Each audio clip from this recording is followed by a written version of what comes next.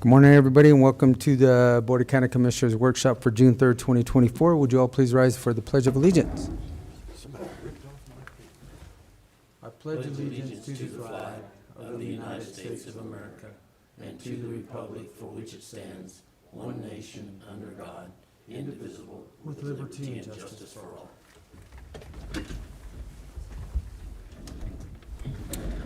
Okay. First thing on our workshop agenda today is the 2024 General Election County Intergovernmental Agreement. Miss Percell, come on down. Good morning, gentlemen. Good morning. So this is just our standard intergovernmental agreement for anybody that wants to participate in an election. It just basically designates who's responsible for what and when they're responsible, and we ask for a designated election official from the county. That would be the person that I would send like the ballot proofs, and he would approve it to make sure that it looks the way you guys want it to look and that sort of thing. It's just a standard intergovernment agreement. Ian's already looked at it, and I think we have Travis as the designated election official on it. Pretty simple, straightforward. It's the same typical year after year IGA, right? Exactly Yeah. the same thing. And I give it to anybody that, any special district that participates within an election. It just tells us kind of an outline of who's responsible for what and when it's going to happen. That's basically what it says. Anything, Ian, that you have? No, this is pretty standard, and I think it makes sense to make Travis the designated official. Yeah. Okay. Okay, Gosh. questions? No. Got it? Thank you. Thank Can you. everything be that simple? I wish. I wish. I hear somebody laughing in the background. That doesn't make me feel warm and fuzzy. All right, next we have a conversation on a non-compliant property. Mr. Haley, and you have a new assistant today? Oh, wait a minute, she's back. No bandages, casts, or braces? Blind in No one eye eye, patches? can't see out the other. All's good. Okay. So this is a property on Rodell. So little history. In 2021, they created a 3-acre parcel, zoned heavy industrial, and moved all their equipment and concrete forming and everything onto the property. Subsequent to that, they started their own concrete recycling, dirt separation operation east of that parcel. They were notified that's not approved for agricultural residential property. Then they proceeded to start collecting and delivering trash. But what happened is they sold that 3-acre heavy industrial lot out from underneath themselves and moved everything off onto the AR property. So we sent them a letter, told them that wasn't appropriate, that didn't fit the land use code. They've been through planning and zoning twice in 2022 and 2023 to try and create another lot and have it zoned heavy industrial, and planning and zoning did not recommend it for approval. When that lot was created originally, they were informed that planning and zoning didn't want to see any further light or heavy industrial move to the east or to the south because of the neighboring Brandon's Gate, now the church across the road. And so the stuff still remains. They've been told, I don't know how many times, to get it removed. They basically just dumped it in the backyard of the neighbors to the west. And Ian might be able to add to this. the district attorney thought we could do a no, just in general, a public nuisance issue with the property east, but it sounds like without any arrest, that's not an avenue to get anything done. I don't know what might be the next step, what you guys desire on this. It's big stuff just dumped there because they wanted to make money and not follow the land use code. The city's against them rezoning. Everything's right there at the city limits, right in the middle of neighborhoods and houses and stuff going in.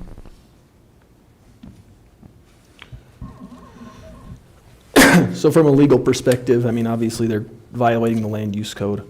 We can bring a complaint in county court. We can assert that land use code violations are taking place.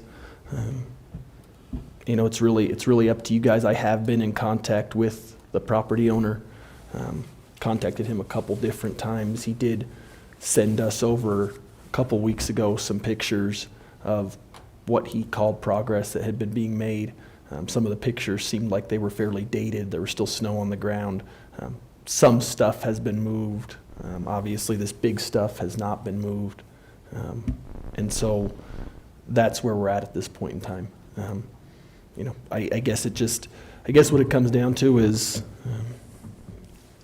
It's not compliant. it's not compliant. And there are a lot of properties in the county that aren't. And so if you guys want me to file on this one, then I'll file on this one. And if you don't, then I won't.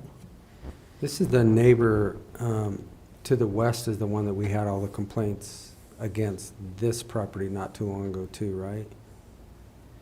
No, I don't think, no. No, This is the property that's home to Daniel's Concrete. Oh, I know where it's at. Yeah. just Alright, east what's of, yeah.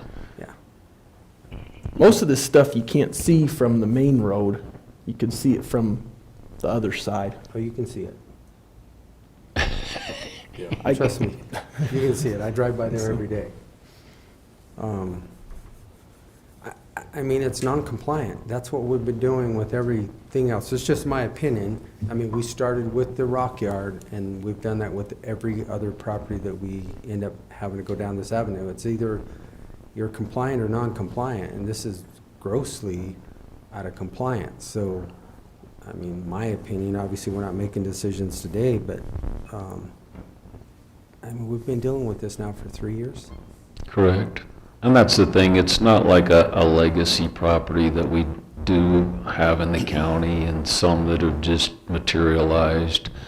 This one was self-created just recently. So I think And then, is this working better? Yeah. Volume on that one's up a little bit. So. Yeah, and they've, I mean, they tried to go through the process, it's not working. And basically, they're just using it as a storage yard of all their big junk. And it looks like you've exhausted all your avenues to notify them and get it done. We certainly have gone to great Oh, yeah. lengths to try Yes. to work with this property owner. There's no doubt there. Yeah, we've got months and months of patience.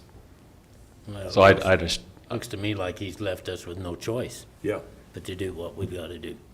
So, And I guess that's my point too, is we've been trying to work with them, and I know it's been at least 3 years. And once they sold the property out from underneath themselves, that was zoned for that, I think we're all in agreement. We don't have, the next choice is the next step. Okay, We'll, simple. tomorrow, so it's on the agenda for tomorrow, so Well, and I don't even know that we need I don't an even know official if we have decision. the I just need some direction, and I think that you guys have given that to me, so Okay. I'll move forward with drafting a And complaint. the direction is to follow, yeah. we've done it, we've exhausted all of Yep. our resources. Take We the have to next move step. forward. Okay. all right, All right. and that's, I guess, that's I don't know whether to thank you or not. not, no, it's just a deal. Well, you know, I It think. is. I mean, it's just, I think we have taken the next step been able to successfully, like we started, like I said, with the Rock Yard and all these other properties, we've actually gotten cleaned up. Which is kind of what we need to do, is to make sure that we're following and to make sure that they're compliant. Right. Okay. Okay. All right. Okay, I have Appreciate your direction. time. All right. Thanks, Don. Thank you. Appreciate it. Okay, it looks next like we have a plethora of grants that we need to talk about. So come on down, Mr. Dobry. The first one we have is the BJA Bulletproof Vest Partnership Program. Yes, good morning, gentlemen. This is the Bureau of Justice Assistance Bulletproof Vest. It's basically a cost share. They pay for half and the county pays for half. We, I believe, have been doing this for a lot of years. This, I believe, is 10 vests for this year that they plan to be purchasing, and the BJA will pay for half of that. Yeah, there was a news report today, a couple officers were involved in a shooting, and one took a round in the ankle, and the other one took one center mass in his bulletproof vest and saved his life. Didn't we also do another one of these this year? We Didn't we did, do, late, either early this year or late last year. We did the one for last year, but this is the normal schedule for this grant. Is this time of the year? So, the projected cost for our cash is the 14,220, No, sorry, that's the total. That's the total cost. 7110. Yes, yeah. The 7110 is the grant amount, and that's also the match amount. It's a 50-50 split. Okay. So this would just be the submission form, which we can decide on that tomorrow. Yeah. Okay. All right. Questions, gentlemen, on that one? I don't have any. Okay. Been doing that for a Next long time. one will be the 24-25 court security grant. I did forward that to you. We were awarded that $65,000. I think I did forward it to all of you. Yes. So, Yeah, that one was approved, and just would need your authorization for Commissioner Candelaria to sign that grant award. so that one's pretty straightforward. We approved that submission form In April. whenever we. yeah, April we- 9th. We submitted it, so any questions on that one? No. Okay. All right, CDPHE, would you like to also come on down? There's one more Director. before her CDPHE one. All Sorry. right, sorry. This is a renewal, the CDPHE Overdose Data in Action Grant. It's for the coroner. It is a renewal of the grant I brought to you last year in the fall. This grant will run from September 24 to August of 25, and it covers toxicology expenses for the coroner related to overdose deaths or suspected overdose deaths. Yeah. There's no match. And there's these are- there's no match. They cover, as long as it's a qualifying expense, they cover 100% of those Right, up expenses. to 45,000, so it's just a reimbursement if it's. It is, yeah. Up to that, Yeah. up to that point. And for the existing grant that's the same, we're submitting those reimbursements quarterly. The first quarter that we had submitted was about $2,500, somewhere around there. So that's kind of what we anticipate. I mean, obviously, we don't have control over that, the numbers, but somewhere in that $2,500 a quarter zone is probably normal for the county. Okay, Okay? all right. And now Bobby. Okay, Ms. now you're Director Lock. Bobby, She's laughing and giggling. I wonder what she's got up her sleeve. Nothing. I am good. Nothing up my sleeve. So we're talking about the OPHP, correct? Yes. Yes. We Okay. are. So OPHP is the Office of Public Health Practice Planning and Local Partnership through CDPHE. And basically, this is our contract for our core functions that we do. It would begin the traditional July 1 to June 30 of next year for the amount of $203,630. It does pay for FTE. It's a 2 FTE total, but it's a combination of roles that equal the 2 FTE total. So the folks that are combined in that FTE are some of my salary, some of Laurel, so basically administrative salary. It also pays for our public health planner role, which is Katie Maxwell, and she's working on our community health assessment process. We have to put that out to the community within the next few months. It also pays for our public health nursing, so when myself or my other public health nurse does communicable diseases or tuberculosis or any of those issues, animal bites, all that stuff, it helps pay for that time that we put into that. It also pays for our child fatality review process and our employee who does that. So it's a lot of pieces of FTE, but it equals 2 FTE. So this is a contract we have every year with the state. There's nothing new about it. And that's pretty much it. There is a DocuSign probably sitting in your inbox to be signed tomorrow for this contract. Bobby, Yes. just a curious question. Child fatality contract, what's the parameters for age on that? For Up to age 18. 18? Okay. Yeah. Yeah. And the state assigns us what cases we review for our county. Okay. So, yeah. And we have different community partners Because part of everybody that has a review. different parameter for calling somebody a child, It's, Right, sometimes yeah. it's 12 or No, it's 8. 18 and under. Okay. So, yeah. So. Any questions? No? Is that a total that you come up with, or they come up with that? No, well, so the way they do it is we have to submit a budget that spells out how we're going to use that. Yes, Okay. they give us the total, but we have to document exactly how we're spending that money. It's based on population size, it's based on socioeconomics. There's a lot of factors that they put into a formula, basically, so. Okay. Any other questions? Okay. So I was wondering where they come up with it. Did you have anything, Robert, that you, No, I didn't have anything to add for that one. am I up for the next? Okay. You So are. Huh? You are. Okay, so the next one was our Office of Emergency Preparedness and Response. And you all actually signed this grant request form back in April. But I will tell you, the amount is not the same.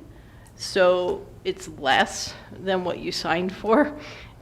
We submitted it at $53,489 when we built the budget that you signed the permission form, and they denied us. So we had to resubmit a new budget for $52,944. So the DocuSign is waiting in your inbox. I do see those now. Yes. I So do know that. if you can sign tomorrow, and again, this is another CDPHE, starts July 1 to June 30 of next year. This is our, and we actually had to take the hit in our indirect in order to pay for this.